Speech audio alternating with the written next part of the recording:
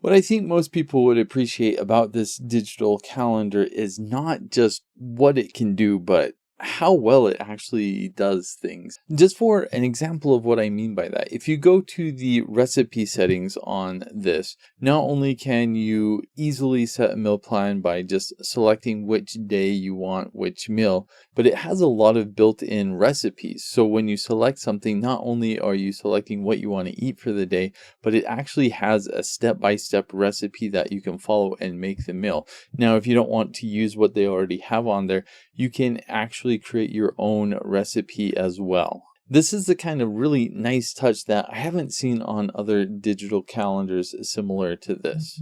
This was sent to me so I could make this video, and aside from what I've shown with kind of the recipes, it also has a lot of other things that you can do. For example, it has to-do lists, so you can create your own checklist of things that you need to get done. It also has a separate area for chores. So when you add a calendar to this, you can either add a calendar or you can add a person. And then when you create a chore, you can create the chore per calendar or per person. So if you want to add the calendar of someone in your family, you can do that. And then when you create a chore, you can assign it to their specific calendar. And going even further than that, if you want to create rewards and associate that with chores that have been accomplished, you can do that as well. Aside from the functions of just getting things done like the calendar or to-do, you also can view photos on this. You can import them using your phone, and you can also view the weather. Everything on here is free with your purchase of the calendar. It comes with an app. The app is free. The app allows you to upload images. They do have a subscription that you can purchase that simply just makes it so you can upload photos in greater batch numbers. I've seen other digital calendars that kind of limit you on what you can add on this if you don't buy the subscription, like it limits how many calendars you can put on or how many people you can add,